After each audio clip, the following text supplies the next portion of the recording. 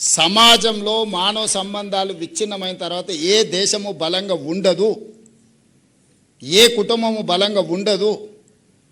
పిల్లలే మన సంపద. ఒకప్పుడు పిల్లలు ఎక్కువ ఉంటే బరువు అనేటోళ్ళు, ఖర్చు అనేటోళ్ళు. ఇప్పుడు పిల్లలు లేని సమాజం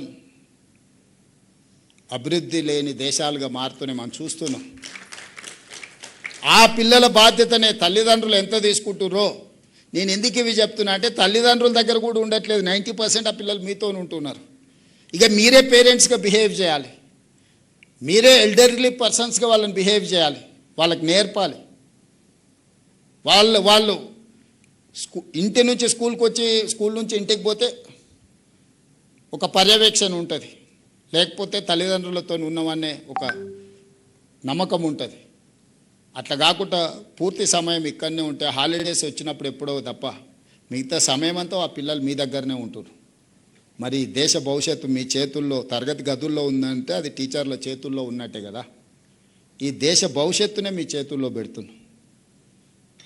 ఖర్చు పెట్టడానికి నాకు అభ్యంతరం లేదు.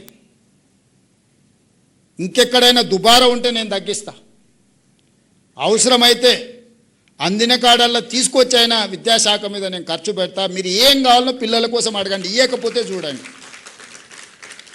నా సూచన ఒక్కటే, సంఘాల నుంచి టీచర్ల వరకు 5 ఏళ్ళు పిల్లల కోసం ఆలోచన చేయండి. వాళ్ళకి ఏం కావాలో మౌలిక వసతుల నుంచి చాలా రిఫార్మ్స్ ఉన్నాయి. నేను స్టెప్ బై స్టెప్ చెప్తా. ఇప్పుడే చెప్తే ఇంత మంచి కార్యక్రమం, మీడియా పరంగా వివాదాలు, రకరకాల ఆలోచనలు, వాటి చర్చకు దారి తీయదలుచుకోలే. నేను మిమ్మల్ని అడుగుతున్నా, ఒకప్పుడు రవాణా వసతులు లేనప్పుడు, ఊర్లో నుంచి బయటికి రాలేనప్పుడు, సమస్యలు ఉన్నప్పుడు సింగిల్ టీచర్లు అక్కడ పెట్టినాం. ఇవాళ క్లాస్లో 3 పిల్లలు ఉన్నారు, ఆ ఊర్లో 5 మంది టీచర్లు. నల్గొండలో 9 మంది టీచర్లు ఉన్నారు, 0 పిల్లలు ఉన్నారు 6-7 ఏళ్ళ నుంచి. ట్రాన్స్ఫర్ చేస్తామంటే ఆ టీచర్ రోడ్డు మీద వచ్చి రాస్తారు, ఒక చేశారు, మాకు ఇన్నే బాగుంది సార్, ఇన్నే ఉంటామని.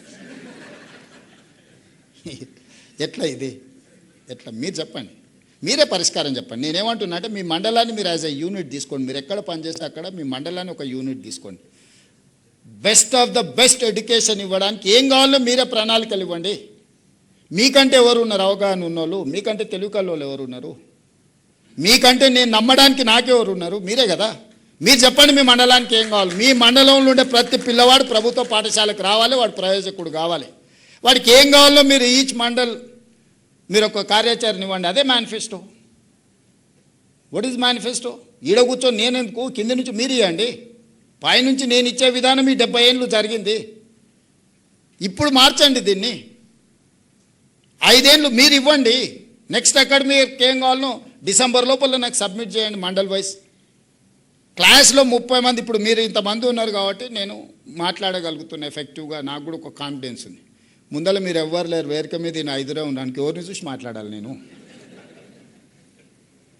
మీరు కూడా క్లాస్లో 30 మంది పిల్లలు ఉంటే చెప్పే చదువు వేరు, 3 పిల్లలు ఉంటే మీరు చెప్పే చదువు వేరు.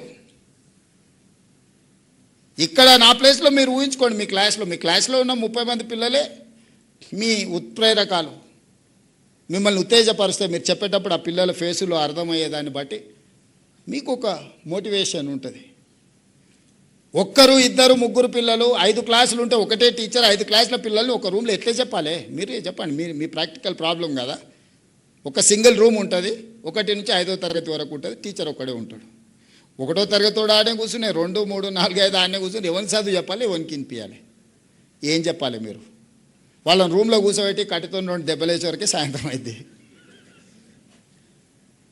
అందుకోసమని ఒక మండలిని ఒక క్లస్టర్గా తీసుకోండి. నేను మా ఎడ్యుకేషన్ సెక్రటరీ గారికి నికోలస్కి నేను ఆదేశాలు ఇస్తున్నా. ప్రతి మండలం నుంచి టీచర్లను ఎంపవర్ చేయండి. ఆ మండలానికి బెస్ట్ ఎడ్యుకేషన్ ఇవ్వడానికి ఏం కావాలనో టీచర్ల నుంచే మీరు ప్రతిపాదనలు తీసుకోండి. డిసెంబర్ లోపల మీరు అన్ని దగ్గరలోకి వెళ్ళి మండలాలలో వాళ్ళు ఏం ప్రక్షాళన కోరుకుంటున్నారు, ఏం వెసులుబాటు కోరుకుంటున్నారు, ఏం ఇన్ఫ్రాస్ట్రక్చర్ కోరుకుంటున్నారో డిజైన్ చేయండి. వచ్చే అకాడమిక్ ఇయర్లో అదే ఇంప్లిమెంట్ చేద్దాం. డిసెంబర్లో నాకు వస్తే నాకు ప్రణాళికలు వేసుకోవడానికి ఉంటుంది, అమలు చేయడానికి ఉంటుంది. మీరు ఆలోచన చేసుకోవడానికి ఇక్కడి నుంచి 4 నెలల సమయం ఉంది, 120 రోజులు ఉంది మీకు. మీ మండలంలో ఏం చేస్తే ఏ రకమైన విద్యను అందిస్తే, ఏ రకమైన మౌలిక వసతులను అందిస్తే బెస్ట్గా మీరు పర్ఫామ్ చేయగలుగుతారు, బెస్ట్ రిజల్ట్ తీసుకొస్తారు. మీరు నిర్ణయించుకోండి. మీకేం కావాలో చేసే బాధ్యత నాది. నన్ను అడగండి, నేను ఇట్లా చేస్తే అట్లా చేస్తే దాన్ని ఎట్లా చేయాలనేది వదిలేసేయండి. మీరే చెప్పండి. మీరు చెప్పింది నేనంటే 5 సంవత్సరాలు మీరు ఇచ్చిన సూచనలు mandal wise as a cluster, ఆ మండలంకి ఏం కావాలో మండలం ఉండే టీచర్లు అందరూ కూర్చోండి. ఎన్ని స్కూళ్ళు ఉన్నాయి, ఎంతమంది పిల్లలు ఉన్నారు, ఎంతమంది టీచర్లు, మీకు కూడా ఒక దగ్గర నుంచి ఒక రిమోట్ ఏరియాకి ట్రావెల్ చేయడానికి మీకు పడుతున్న ఇబ్బంది, మళ్ళీ ఈవినింగ్ రిటర్న్ రావాలంటే ఇబ్బంది, ఒకవేళ మీకు ఆ ఊర్లో ఉందామన్న వసతులు లేకపోవడము, జాయింట్ ఫ్యామిలీ ఉన్నప్పుడు కుటుంబంతో కలిసి ఉండాలంటే ఆ ఊర్లో మీకు పరిస్థితులు లేకపోయి ఉండొచ్చు. ఇంటెన్షనల్లీ బయట ఉండాలని ఉండదు, అక్కడ ఏమీ లేకపోవడం వల్ల మనం కొంచెం దూరంగా ఉంటాం. దూరంగా ఉంటే ఓ రోజు పోవడానికి కష్టమైతే, ఓ రోజు రావడానికి కష్టమైతే, ఓ రోజు బస్సు వస్తుంది, ఓ రోజు బస్సు రాదు, రోజు కారులో పోతే జీతం అంతా కార్కే అవుతుంది, మళ్ళీ ఇల్లు ఎట్లా నడవాలి. అందుకోసమని మండలాన్ని ఒక యూనిట్గా తీసుకొని ఆ మండలంలో మీరు చూసి వచ్చారు. ఇప్పుడు ఫిన్లాండ్లో మీరు ఒక సిస్టమ్ చూసారు, జర్మనీలో ఇంకొక సిస్టమ్ చూసారు. లేదా ఈరోజు ప్రపంచ పరిజ్ఞానం అంతా మన గుప్పెట్లోనే ఉంది. నెట్ అండ్ ఇంటర్నెట్ అండ్ మన మొబైల్లోనే 90% మనం తెలుసుకోవడానికి ఉంది. మీరు ప్రణాళికలు సిద్ధం చేసుకోండి. ప్రభుత్వానికి ఒక కట్ ఆఫ్ డేట్ పెట్టుకొని ఒక వెబ్సైట్ క్రియేట్ చేయ యోగిత గారు. ఆ వెబ్సైట్లో వాళ్ళతోని ఇన్పుట్ తీసుకొని మండల్ వైజ్ దాంతో మనం ఏం చేయాలనేది ఒక నిర్ణయానికి వద్దాం. రెండవది మా శాంతకుమార్ గారికి కూడా నా సూచన, మనం రీసెంట్గా అపాయింట్ అయిన గ్రూప్ 1 అండ్ గ్రూప్ 2కి ఇక్కడనే ఫౌండేషన్ క్లాసెస్ ఇచ్చి వాళ్ళకి ట్రైనింగ్ ఇచ్చి ఎక్స్పర్ట్స్ని అందరితో వాళ్ళను ఇక్కడ మనం ఎంగేజ్ చేసినాం. డేస్ టుగెదర్ స్టేట్లో ఉండే టీచర్లకు కూడా ఇక్కడ మనం ఫౌండేషన్ కోర్స్ ట్రైనింగ్ ఇద్దాం. Best of the best training ఇక్కడ అకామిడేషన్ ఇచ్చి వాళ్ళకి ట్రైనింగ్ ఇస్తాం, వాళ్ళకు ఒక ఎక్స్పోజర్. మనం ఎక్కడైతే ఫోకస్ చేయాలో అక్కడ చేస్తలేం. మరీ చెన్నారెడ్డి హ్యూమన్ రిసోర్స్లో మీరు సెలెక్ట్ చేసుకొని రూరల్ ఏరియాల నుంచి టీచర్స్ని తీసుకొచ్చి 1 week or 10 days foundation courses ఎట్లా చెప్పాలి, ఎడ్యుకేషన్లో లేకపోతే స్కిల్లో వస్తున్న చేంజెస్ ఏంది, ప్రపంచంలో ఏం అవసరాలు ఉన్నాయి, మన దగ్గర నుంచి కాదు బయట నుంచి కూడా గెస్ట్ లెక్చరర్స్ని పిలవండి. Will spend something. మనోళ్ళందరిని అక్కడికి పంపించడం ఒక మార్గం, అక్కడ ఉన్నోళ్ళని కొందరిని ఇక్కడికి తెచ్చి వాళ్ళతో మన వాళ్ళకి ఒక ఓరియంటేషన్, ఒక ఫౌండేషన్ కోర్స్ ఇప్పించడం రెండో మార్గం. మూడవది, మనం ప్రతిసారి ఐఏఎస్లను ఐపీఎస్లను విదేశాలకు స్టడీ లీవ్ కింద ఇచ్చి పంపిస్తున్నాం. ఐఏఎస్లతో పాటు ఈక్వల్గా టీచర్లను కూడా సంవత్సరానికి ఒక 10-15 మందిని సంవత్సరం మొత్తం విదేశాలు పోయి చదువుకోవడానికి ప్రభుత్వం నుంచి పాలసీని అమైండ్ చేయండి.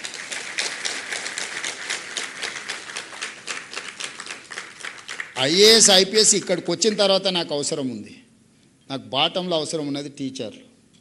On par with civil servant I wanted to send my teachers to abroad. That may be US, best of the best university. ఎక్కడ అడ్మిషన్ వస్తే అక్కడ ఫీజు కట్టి చదివిద్దాం. Harvard, Stanford, whatever it is, ఏది ఉన్నా వాళ్ళని అక్కడ పంపించి సంవత్సరానికి 10 మందినో 12 మందినో మనం స్పాన్సర్ చేసి మనం టీచర్స్ని పంపించి వాళ్ళకు ఒక ఇన్స్పిరేషన్. ఆ కాంపిటీషన్లో ఆ 10 మందిలో నేను ఉండాలి అనుకుంటే వాళ్ళలో పట్టుదల పెరుగుతుంది. బెస్ట్ పర్ఫార్మర్స్, కెరీర్ ఇదే అనుకున్న వాళ్ళను, ఒక గొప్ప టీచర్గా గుర్తింపు రావాలనుకున్న వాళ్ళను విదేశాలకు పంపించి ఒక నాణ్యమైన ఎడ్యుకేషన్ విధానాన్ని వాళ్ళకి నేర్పిద్దాం. 1 ఇయర్ స్టడీ లీవ్ ఇద్దాం, 1 ఇయర్ అవసరమైన వాళ్ళ ఎక్స్పెండిచర్, వాళ్ళకి ఏం కావాలనో ప్రభుత్వం నుంచి మనం ఖర్చు పెడదాం. వాళ్ళు ఉండాల్సిందల్లా పట్టుదల. ఈ ప్రభుత్వ పాఠశాలలో చదువుకునే పిల్లలకు ఒక దశ దిశ నిర్దేశం